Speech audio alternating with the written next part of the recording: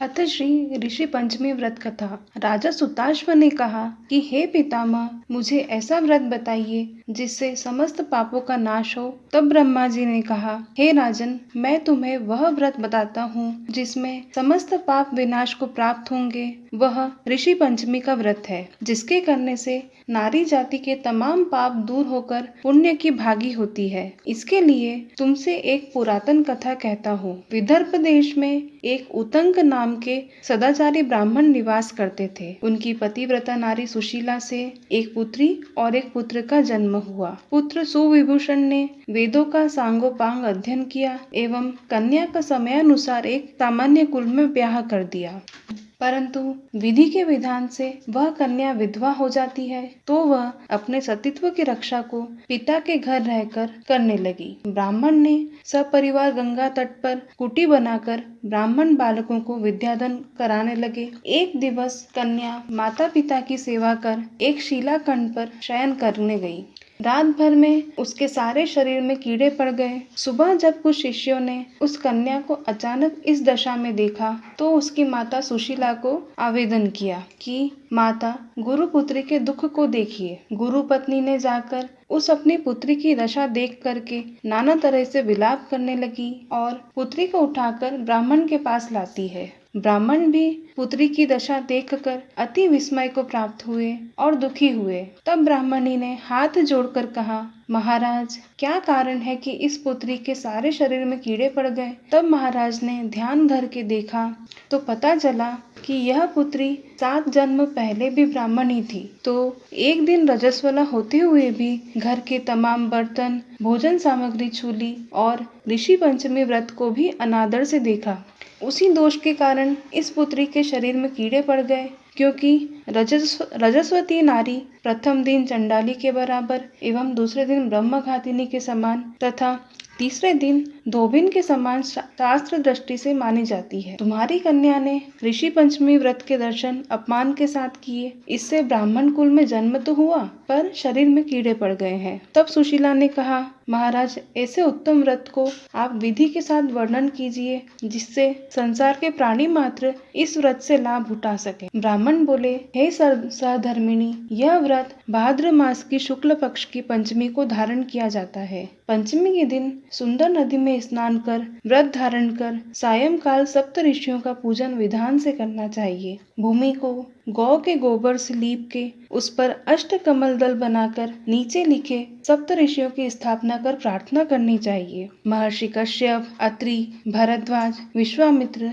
गौतम, जमदग्नि एवं वशिष्ठ महर्षियों की स्थापना कर आचमन, स्नान, चंदन, फूल, दीप, नैवेद्य आदि से पूजन कर व्रत सफल की कामना करनी चाहिए। इस व्रत को करके उद्यापन की विधि भी करना चाहिए। चतुर्थी के दिन एक बार भोजन करके पंचमी के दिन व्रत आरंभ करें। सुबह नदी या जलाशय में स्नान करके गोबर से लीप करके सर्वतोभद्र चक्र बना के उस पर कलश स्थापन करें। कलश के कंठ में नया वस्त्र बांधें। पूजा सामग्री एकत्र कर अष्ट कमल दल पर सप्त ऋषियों की स्वर्ण प्रतिमा स्थापित करें। फिर षोडश उपचार से पूजन कर रात्रि को पुराण का श्रवण करें। फिर सुबह ब्राह्मण भोजन दक्षिणा देकर संतुष्ट करें। इस प्रकार इस व्रत का उद्यापन करने से नारी सुंदर रूप लावण्य को प्राप्त होकर सौभाग्यवती होकर धन पुत्र से संतुष्ट हो अजय उत्तम गति को प्राप्त होती है। दूसरी कथा भविष्य पुराण में इसी प्रकार आती है कि एक बार महाराज कृष्ण से महाराज युधिष्ठिर ने कहा कि वह कौन सी पंचमी है जिसके करने से नारी जाति दोषों से मुक्त होकर के महत्व पुण्य को प्राप्त होती है। आप मुझे कृपया करके संक्षेप में श्रवण कराइए। भगवान कृष्ण जी ने कहा, राजन, भाद्रपद शुक्ल पक्ष की पंचमी को ऋषि का व्रत करने से रजस्वला से मुक्त होती है, क्योंकि जब इंद्र ने वृत्रासुर को मारा था तब ब्रह्म हत्या का एक भाग नारी के रज में, दूसरा नदी के फेन में, तीसरा भाग पर्वतों में, चौथा भाग अग्नि के प्रथम ज्वाला में विभक्त किया था। इससे हर वर्ण जाति की नारी को रजस्वला होने पर प्रथम दिन चंडाली, दूसरे दिन ब्रह्मघातिनी, तीसरे दिन धोबिन माफिक दोषी होती है। इससे उस दिन प्रति वस्तु छूने से अपवित्र होकर दोष होता है। इस ऋषि पंचमी व्रत के करने से वह दोष मोक्ष होकर नारी पवित्रता को प्राप्त होती है। हे राजन, विदर्भ देश में एक शयनजीत नाम का एक राजा था और उसी उसी राज्य में एक सुमित्र नाम का ब्राह्मण था। उसकी जयश्री नाम की पत्नी एक दिन कृषि कार्य में रहती रजस्वला धर्म को प्राप्त हो गई और वह समयानुसार भोजन प्रति वस्तु छूती रही। इस प्रकार समय पाकर दोनों पति पत्नी की मृत्यु हो गई। मरने पर ब्राह्मणी को कुतिया का जन्म हुआ और ब्राह्मण को बेल का जन्म लेना पड़ा। पर इन दोनों को अपने तप के प्रभाव से पूर्व जन्म की बातों का स्मरण बना रहा और यह दोनों प्राणी अपने ही पुत्र के घर पालित हुए। एक दिन पितृपक्ष में ब्राह्मण कुमार ने अपने पिता की श्राद्ध तिथि में विधि के साथ ब्राह्मण भोज रखा और अपनी पत्नी से स्वादिष्ट पकवान बनाने की आज्ञा दी। इधर ब्राह्मण पतोहू ने विविध पकवान खीर आदि बनाकर तैयार की। भाग्यवशात एक सर्प ने उस खीर में जहर उगल दिया।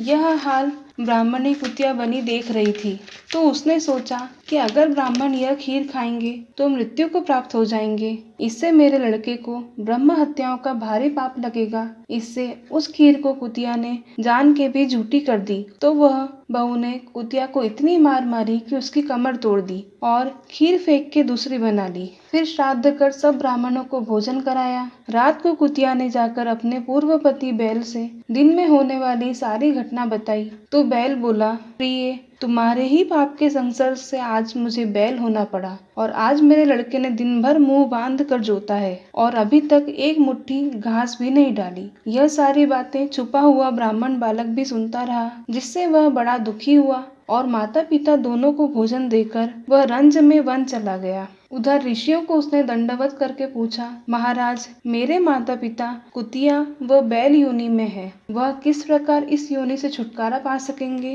तो ऋषियों ने बताया, तुम्हारे माता पिता ने रजोधर्म दोष से कुतिया और बैल का जन्म पाया है। इससे तुम घर जाकर के विधि से उत्तम ऋषि पंचमी करके उसका फल अपने माता पिता को समर्पण करो, जिससे वह इस योनि से मुक्त होकर स्वर्ग प्राप्त करें। मुनियों से विधि सुनकर ब्राह्मण पुत्र ने घर आकर विधि के साथ सर्वात्र सहित भाद्रपद शुक्ल पंचमी को ऋषि पंचमी का व्रत किया और श्रद्धा से उस व्रत का फल अपने उन माता पिता को समर्पण किया, जिसके प्रभाव से वह इस क्रूर योनि से छूटकर दिव्य देव विमान पर आरूढ़ होकर स्वर्ग को प्राप्त हुए। हे राजन, जो नारी इस व्रत को विधि के साथ करती है, श्रद्धा से सप्त ऋषियों का पूजन करती है, वह नारी भयंकर रजस्वला दोष से छूटकर शीघ्र ही धन, पुत्र, पौत्र आदि के सौभाग्य रूप को पाती है। इस व्रत को करना नारी जाति का मुख्य कर्तव्य है। इससे मन, तन आदि के दोष से मुक्त होते हैं। जो फल तीर्थों के करने, दूसरे व्रतों को करने आदि से प्राप्त होते हैं, वे इस व्रत से